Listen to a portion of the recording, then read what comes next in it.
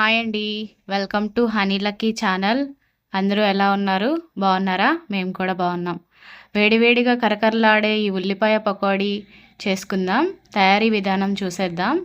ముందుగా 2 medium size ఉల్లిపాయలను తీసుకొని సన్నగా కాకుండా మరీ లావుగా కాకుండా మీడియం సైజుగా కట్ చేసుకోవాలి. తురిమిన అల్లం వెల్లుల్లి, కట్ చేసిన పచ్చిమిరపకాయలు, కరివేపాకు, ఉల్లిపాయల్ని మిక్సింగ్ బౌల్లో వేసుకొని కరివేపాకు, పచ్చిమిర్చి, అల్లం వెల్లుల్లి, తగినంత ఉప్పు,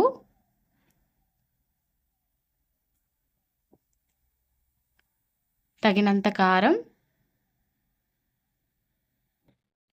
కొంచెం గరం మసాలా, మీ రుచికి సరిపడినంత ఉప్పు కారం వేసుకోండి మీ స్పైసీనెస్కి తగ్గట్టు. ఇవంతా మిక్స్ చేసి పక్కన పెట్టుకోవాలి. ఇప్పుడు ఇందులోకి మనం 1 కప్పు వరకు శనగపిండి యాడ్ చేసుకొని కలుపుకోవాలి.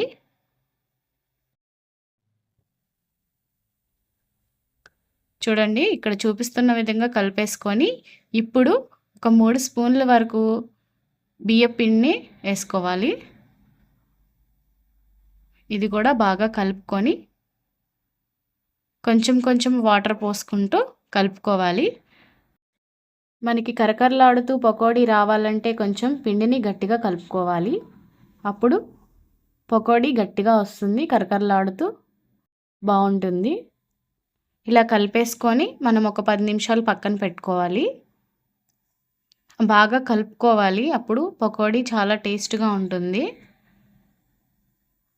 పక్కన పెట్టుకొని ఇప్పుడు స్టవ్ ఆన్ చేసి కడాయి పెట్టుకొని డీప్ ఫ్రైకి సరిపడా ఆయిల్ పోసుకొని ఆయిల్ హీట్ అయ్యాక పకోడీ కొంచెం వేసుకొని ఆయిల్ హీట్ అయ్యిందో లేదో చూసి మీడియం ఫ్లేమ్లో పెట్టుకొని ఇప్పుడు కొంచెం కొంచెంగా మనం పిండిని వేసుకుంటూ వర్షం పడుతున్నప్పుడు ఇలాగ వేడివేడిగా పకోడీ వేసుకొని తింటే సూపర్గా ఉంటుంది కదండి.